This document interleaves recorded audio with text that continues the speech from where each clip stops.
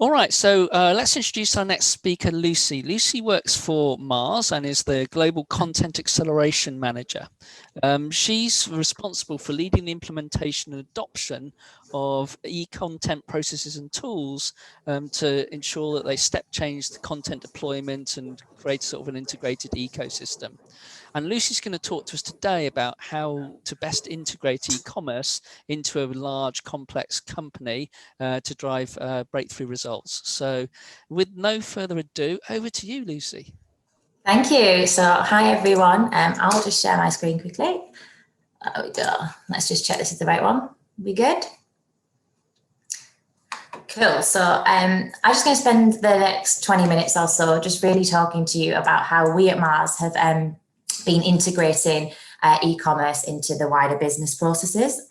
We've been on a bit of a journey over the last the year or so, and I'm just hoping I can really share with you today some of the learnings and how we've gone about it. So first of all, a little bit about me. So thanks for the introduction, Francis. I'm Lucy Hutchinson. As Francis said, I'm Global Content Acceleration Manager for here at Mars. I've been at Mars for about 2.5 years now, and prior to this, I was with Kellogg's for about 6 years.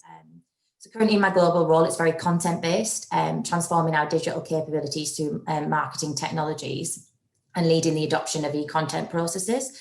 And I've been fortunate enough to work in the digital space now for about 5 years. And what I really love about it is that it's just constantly evolving. So the fast-paced environment means that my roles have always evolved and adapted, and I'm constantly challenged to new things. And as such, I'm really passionate about how digital can transform and change across not only Mars, but our industry as well. So a lot of you are probably aware of Mars. It's a privately run, family-owned company with many loved brands, as you can see on here. And we do sell through various channels across the globe. But prior to this global role that I'm in, as Francis touched on, I was in the pet care business. Now, the pet care business is probably the least known segment within Mars, and it's actually bigger than our chocolate company, which often surprises people. And as you can imagine, pet food lends itself nicely to decom because it's very bulky sized. It's a very emotive category, like baby. And my previous role there was digital acceleration lead, where I was responsible for integrating e-commerce into the wider business processes. So I thought I'd just take you through today quickly about how we went at Mars from a large standalone team, of about 12 associates to a completely integrated omni-channel design. So a little bit about why we just decided to make the change. So some of you might be surprised to hear that it wasn't because of declining sales. So in fact, it was the complete opposite. So the e-commerce channel was seen as the growth platform, and therefore just accepted that we would continue to grow at the pace we were. And in essence, the e-com team had kind of been allowed the freedom to test and learn, which was brilliant because we built up so much channel expertise. We'd just been left alone to get on with things. But naturally, as things changed and as the industry grew, there was a change in sort of customer and retailer mindset. And it was becoming quite apparent to us that we weren't necessarily set up for success having a siloed e-com team. Now, before going into this, I'll just caveat that integration might not necessarily be appropriate for every business right now. I think it purely just depends on the size of your business and the maturity of your e-commerce journey. But back in 2019 within pet care, we sort of felt we'd reached a maturity in our e-commerce journey and that integration was really needed. So I thought I'd just share with you the 4 steps that we use to successfully integrate. So that is shopper mindset, the org design that we changed, managing that change, and then how we adapted and learn.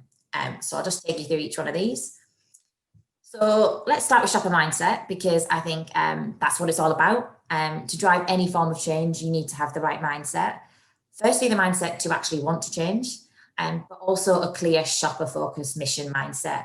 And by this, what I mean is putting yourself in your shopper's shoes. So what do they like? What do they buy? How often? How much? What channel? And the answer, I imagine, will be very varied for all of you. And that's because the customer purchase is more complex than ever in today's world. So I don't need to tell a lot of you on this call list, but no longer does a customer just go into a shop, pick up the items that happen to be on the shelf and then go home. The rise of digital has fundamentally changed the way we as brand manufacturers and retailers must operate. And there's this shift from mass markets, so where things are just mass produced for bricks and mortar retailers, to masses of markets, so where the shelf can essentially exist absolutely anywhere. So that can still be your bricks and mortars, but it could be online, D2C, marketplace, and social. And this is often referred to as omnichannel. But I thought I'd just take a moment to sort of define omnichannel, because I know omnichannel has become a bit of a buzzword recently, and it's been very interchangeable over the years. So at Mars Pet Care, we consider omnichannel giving shoppers the option to purchase using lots of different methods. So the research, purchase, and fulfillment can happen in like different moments on the shopper journey. So I'll give you an example. A customer might see a digital advert. They might compare the price online on an online retailer. They might then buy in store, and then they might leave a review on social. And with the increased expectation of convenience from these shoppers, I think the different fulfillment variations are multiplying rapidly. So I've just put up a study here on the right. There's a lot of detail on there, but you can see it's from Planet Retail.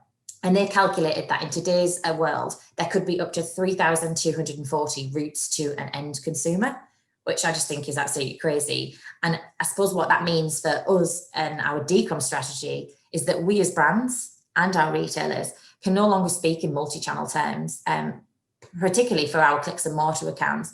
Essentially, we need to move away from this online versus offline model. And instead, we just need to embrace an omni-channel mindset and develop omni-channel strategies. So with that in mind, for us at Mars, that meant we needed to create an omni-channel org as well. It made no sense to have the two conversations isolated anymore. And we needed to physically break down the silo if we were to truly build those omni-channel strategies. And so I've just put this quote up from Walt Disney. I absolutely love this quote. I think it just sums up exactly the mentality we took. So the way to get started is to quit talking and just begin doing. And at Mars, we knew we needed to integrate. That wasn't really a decision. We knew we needed to, but at what level was pretty unknown in how to do it. And I think if I look back at the time, a lot of the other FMCGs were sort of building up their e-commerce teams in terms of numbers and resources. And we were looking to do the complete opposite.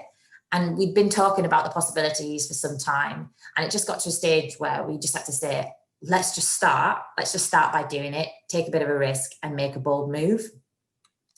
So the org design. So in 2019, the decision was taken to move from ecom to decom and move to an integrated digital model. So just to give a bit of context in terms of, because obviously I know there's not full structures up here, but in around 2017, we'd already integrated the bricks and clicks account managers into the relevant sales team. So Asda.com sits in Asda team, Tesco.com in Tesco team, for example, which had worked really well and had certainly helped get ecom on the agenda. So ecom was firmly part of our sales strategies. It was often referenced by leadership. Didn't necessarily mean it was getting the focus it needed or was truly understood. And until about July of last year, we still had a channel director with a team of pure play account managers and digital capabilities underneath her, who was essentially still solely responsible for leading the overall ecom strategy and delivering the growth. Now, as I've touched on, the retail landscape is changing rapidly. And I think it's estimated that 58% of all retail sales will be digitally influenced by 2023. So it makes absolutely no sense to have teams that have none of this digital expertise. So in 2019, we moved to this model on the right and disbanded our e-commerce team completely. And instead, we put experts within each of the relevant teams, and the overall sales responsibility moved to the sales director, just like any other part of the sales organization. So to give it a bit of an example of what that looked like, the digital expert who was used to driving our digital insights now sat within the category team, and the digital marketing manager moved to the marketing team. And those individuals then became the function experts and took on the role of upskilling like the wider team alongside the digital acceleration lead, which is what my role then evolved into. And so as the digital acceleration lead, it fell to me to sort of manage the change. Now, on paper, it's just some simple changes in terms of reporting lines and an evolution of roles and responsibilities. The aim was very much to keep a virtual digital community alive and just really alter the reporting lines. But how did this work in reality? Well, picture July 2019, we've just made all these org moves and naively assumed that decom will just slot into the current processes without a hitch. And what actually happened in reality was by the end of the year, I was actually just hearing a lot of this. So help me to understand, like, is this really important? I don't have digital expertise. Is there a process for this? I've never had to do this before. Why are you expecting me to? Where's the data for that? And if I'm honest with myself, entering 2020, we just had very frustrated digital associates who'd moved into new teams and just felt like they weren't being heard. And then we had frustrated sales teams who didn't really want to admit they didn't understand and didn't really feel like it was part of their role. And it was just becoming apparent that really we were going to need to make some serious changes to process and to mentality in order to make this truly work. So I knew we needed to get a plan together and pretty quickly in order to drive the change. So I'm just going to introduce you to my 3 E's that helped me along the way in terms of integration of digital. 3, because it's a really easy number for people to remember. So normally people remember 3 things easily. And the same letters because it's just super simple. And I think if you take one thing away from me today, it is keep it simple. That will be true for everything you do if you do decide to take this journey on. But I'm just going to go through each of these in a little bit more detail and hopefully give you a few tips. So E number 1 was all about engagement. So engage. And this is all about bringing people on the journey with you. So don't wait to be asked for permission to share your journey or start engaging people with the vision. Majority of people are not likely to openly admit they don't understand something or have a clue what you're talking about. So a result of this is that they therefore ignore it, or they just avoid the situation and leave it to someone else. And one of my first steps in this journey was to sort of organise a digital engagement day for all senior leaders from all functions, so like your sales, your marketing, your supply. And so I could really share the vision with them and excite them about how we were going to drive this change. And honestly, my first reaction was either, why do I need to be here? Or just literally declined invites, which cemented the fact that people thought they really didn't need to know, like this had never been part of their role. And so to help with this, I made a lot of noise from top down. So no one wants to disappoint their boss. So it's all about showing leadership the possibilities, knowing your stats, and then just really repeating them to anyone who would listen. Help people to understand and spread the word easily for you. So I literally wrote down 3 key facts as an elevator pitch, and I would tell everyone and anyone who'd listen, and I mean anyone. I think one of them was as simple as something like pet care is the top 5 categories to go in online. And I was amazed at how quickly those facts were just repeated and at very, very senior levels across the business and spread. And I think it was because we kept it simple. So like I said, I can't stress this one enough. Taxonomy may seem like a very simple word for a lot of us in this room, but I was so shocked at how many people just didn't have a clue even what that was, even after we'd had an e-commerce team of some size for some years. And I think if it's simple for you, it's probably still not simple enough. So make it even simpler. And I found relating everything back to store language wherever possible was effective. So for example, we no longer talk about banners, we talk about feature. Taxonomy is now just aisles. So that was how we engaged. So the second one is all around, second E is educate. And I suppose this goes hand in hand with engagement. So people naturally tend to be more engaged when they understand and they come on the journey with you. My advice here is assume everyone knows nothing. Be prepared to repeat yourself lots and lots. Maybe test run your presentations on people with absolutely no digital knowledge. Do they understand? If not, I'd probably make it simpler. And on the other side of that, don't actually give people the option to learn or not. Make it mandatory at all levels. Drive healthy competition if you can. So we implemented a competition for whoever could complete the most trainings in the month would get a prize. I mean, sales is a very competitive environment, so use that to your advantage. And at Mars now, we now have digital trainings that are mandatory from our Mars University scheme for every single associate, irrespective of level, which is tracked at global level. And then the final part of the education piece was really ensuring as well that all sales had access to the right omnichannel training, which, if I'm honest, didn't really exist. So it's worth bearing in mind that obviously not all the e-commerce account managers are having the sales conversations. This is done with retailers at different levels, different functions. So I designed a set of courses that were mandatory for all account managers to complete, to equip them to have these conversations. And really what that does for our retailers is just ensure there's no gaps in knowledge. Everybody's speaking the same language. And then the final E is everywhere. And this is basically what it says on the tin. Make sure digital is present everywhere. So in all processes and is a consideration in all conversations. Now, it's probably the easiest one to say, but most difficult to implement. So due to the nature of the e-com landscape, many processes and data points are very different to our traditional retail. So my advice is ensure digital is part of objectives and deliverables for everyone at every level, at some format, even if it's really, really small.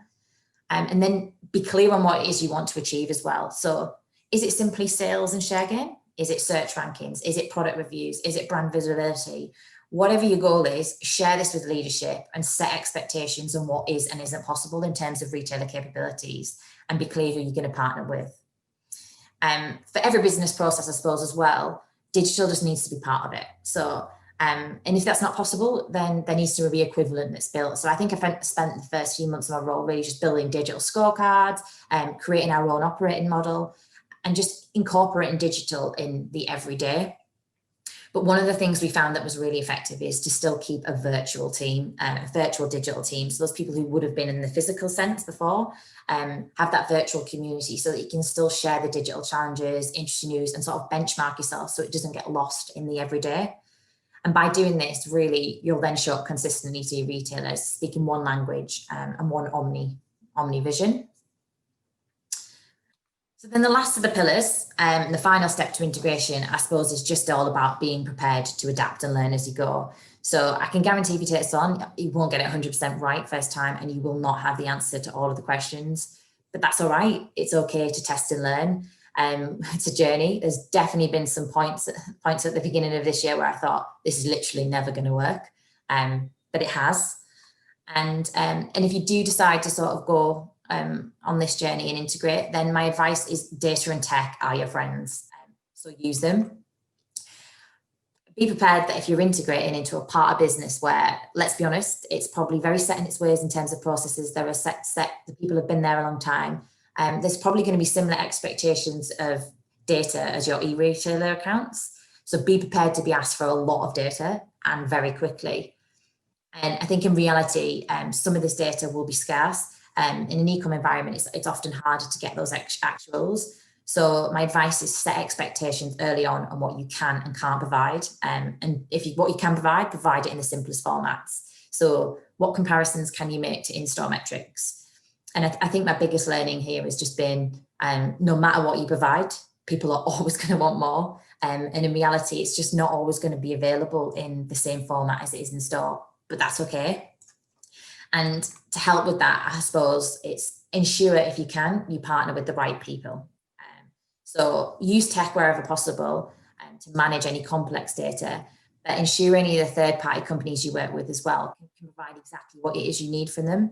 So work with retailers to understand what it is, what is and isn't possible. Are there opportunities to test and learn together? And for this, a lot of this as well, what this meant for us was actually being aligned with our European and global teams as well, and really leveraging digital shelf insights from across the globe, sort of benchmarking ourselves in over and under trades. So I think work with what data you've got and then partner with the right people to help with that. And that was it really in terms of the steps of the whistle-stop tour of the steps you've done. But my final bit of advice really is just trust in the journey. Real change doesn't happen overnight. And I think we just need to really start by starting and embrace potential failure. So do I think we made a bold move doing this? Yes, 100%. Do I think we got it perfectly right? Absolutely not. I think there'll definitely be more changes. But does that matter? Not really, because we're just continuing to adapt and grow. So that was everything. I thought just quick, because it was quite fast. I know I've only got 20 minutes today, but I thought I'd give you some of the key takeaways under each bucket. So in terms of a shopper mindset, adopt an omnichannel mindset. Let's stop talking online versus offline. Let's be bold with our org designs. Let's move away from e-commerce. Let's move to d-commerce and have digital everywhere. When we look to manage the change, remember to excite people, educate people, engage, and above all, just keep it simple. And finally, just prepare to adapt and learn. I suppose data is your friend.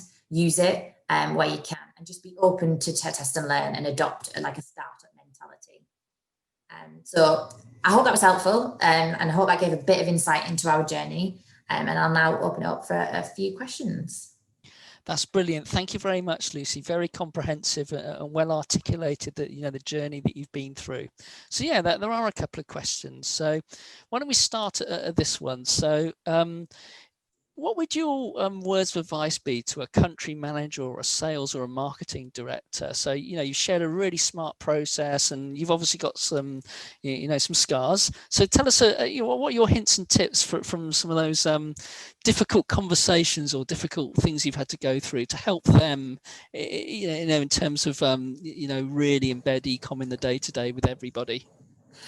Yeah, so I think for me, it's I think one of the things I naively thought was you go in, you do a presentation, you give them all the stats, and you think they've got it. And a lot of people will nod along, because they don't want to say, "Whoa, that's completely new to me. I don't understand that." So I think one of my learnings is like I said, repetition, and just keeping it super simple. So being clear, you're not going to be able to fix everything at once. So it's not as simple as we're just going to grow share, we're going to grow sales. There's so many different elements to what we do online. So it's trying to keep it very clear and concise, and what you are going to go after and what you can and can't go after, essentially. So I think that's how I would approach it.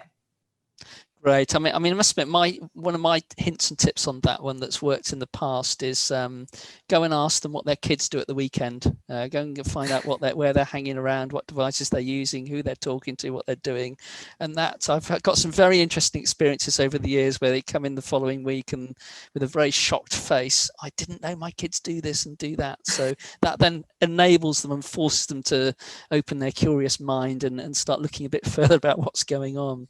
And the other question is, tell us about your recommendations specifically on structure. I don't know if you want to answer the specific question, but give us a feel for if you've got a customer team, do you want one person focused just on decom, or if again maybe pet's an easy one because it's in theory it's one category, but if you've got a multitude of categories, do you do that, or do you think like, I don't know, somebody on category A does everything on category A including the ecom bit, and category B does everything including the ecom bit? Give me a feel for your sort of learnings on that one.